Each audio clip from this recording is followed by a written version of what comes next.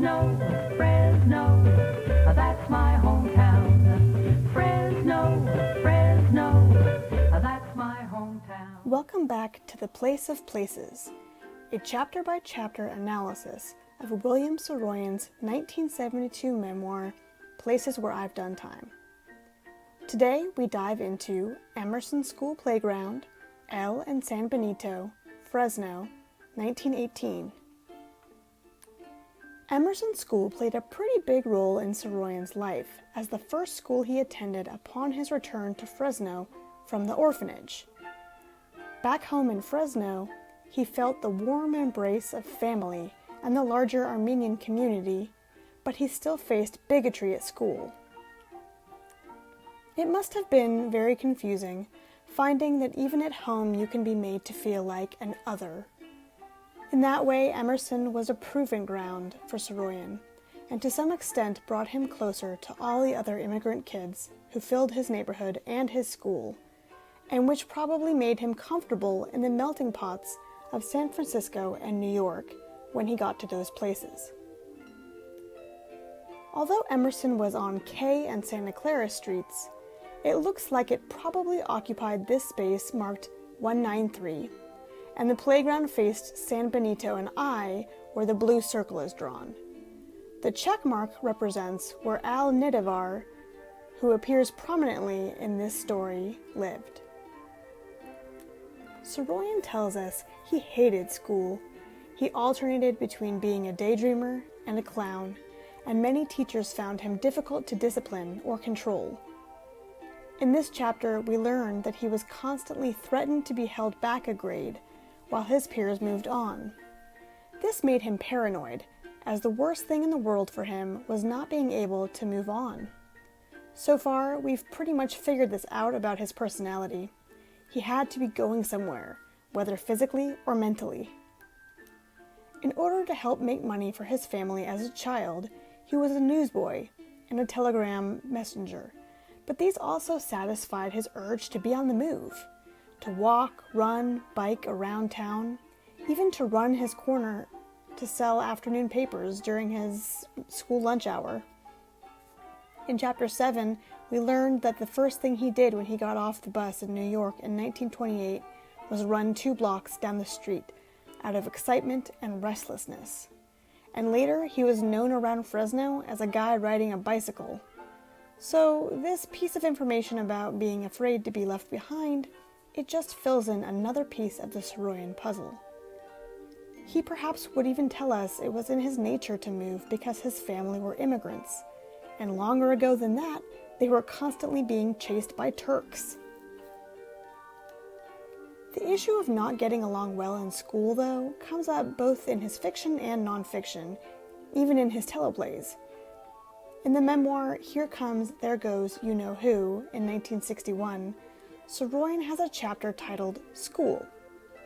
In it, he writes that he didn't fully learn to read and write until he was between 7 and 10 years old, and then suddenly it all clicked to his relief. This isn't all that surprising, having just come from 5 years in the orphanage, where his development probably became somewhat stunted. But once he could write, he didn't stop, and that led to digressive essays that garnered attention, sometimes negative, sometimes positive, from his teachers. His biographer Lee Lawrence makes the connection that Homer Macaulay's daydreamy days in school and ill treatment by adults there in the human comedy mirrors Saroyan's own troubles in school.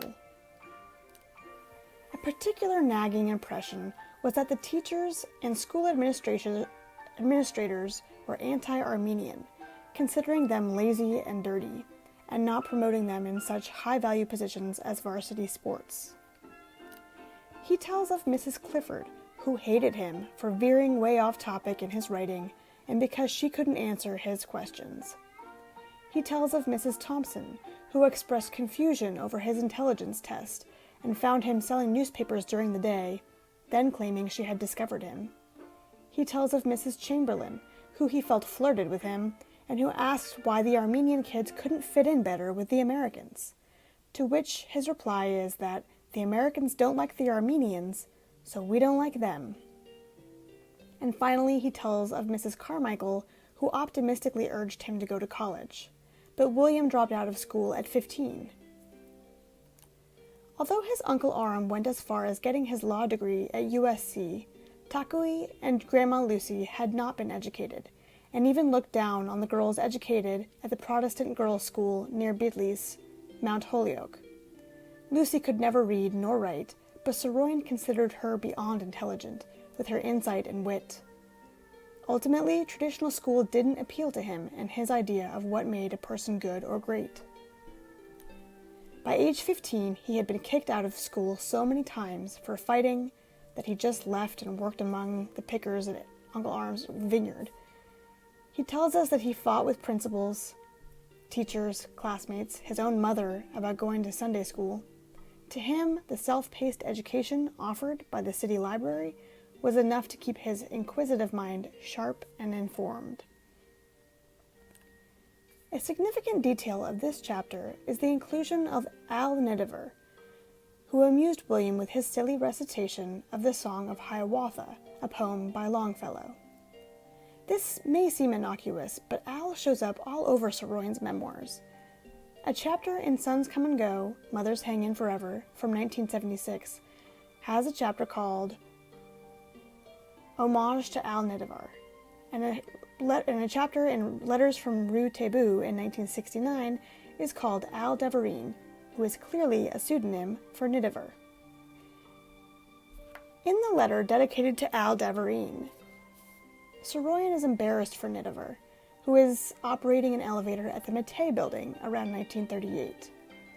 William calls him a man in abject ruin in this position, and can't bear to ride the elevator twice and see his old friend in such a lowly position. He, who was the greatest natural comedian at Emerson School, now relegated to controlling an elevator, that moving coffin. But in this Places chapter at Emerson School, Al is still that promising young kid who helps William with his paranoia about getting kicked out of school simply by being a clown. What ultimately happened to Al? Al was fully Alfred William Nidiver, born in 1908 and died in 1986 in Contra Costa County. He remained an elevator operator for a while, as this 1940 census shows, and he was still living on South Van Ness in his childhood home, near his brother's widow and their 3 daughters. In 1944, he was working as a bus driver in Emeryville, near Oakland, and eventually had a wife and 7 kids, dying at the age of 78. The irony is this is the working class type of man that Saroyan celebrated in his writings, but evidently felt great pity for in reality. A little Fresno tangent here. This 1909 phone book shows an M. Nidiver living on Isabella Street, perhaps Al's grandma Mary or his mother May, in the same house the census finds him in during 1940. Isabella Street was part of the Woodward addition that was renamed shortly after 1909, and Isabella became South Van Ness Street, where Fresno's first Welcome Arch stood from 1917 to 1925, which was replaced by today's iconic arch in 1929.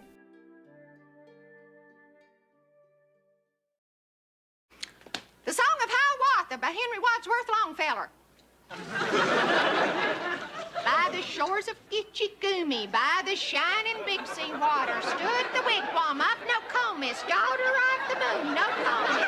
Oh. What amuses William so much in this chapter is Al's recitation of Longfellow's The Song of Hiawatha, and this particular episode also appears in Saroyan's other stories about Al. It was one of those poems, like Joaquin Miller's Columbus, that school children read and often had to memorize.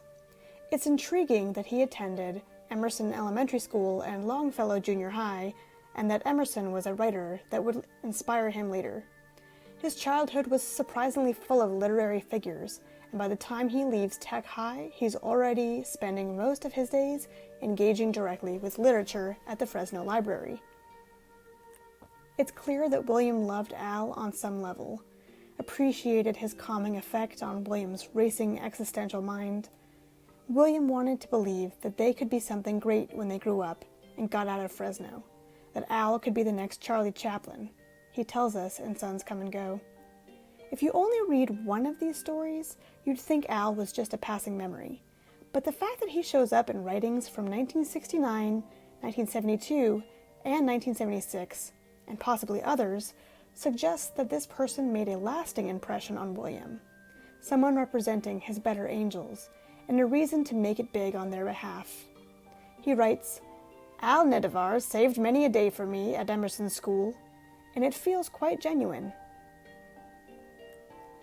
This chapter offers wonderful insight into Saroyan's rapidly moving mind, which he claims was paranoid even when he was a kid, and remained so as an adult writing this memoir. Paranoia keeps you looking back even as you are driven forward, which pretty well describes Saroyan's successful writing career. Let's put this place on the Saroyan map and move on.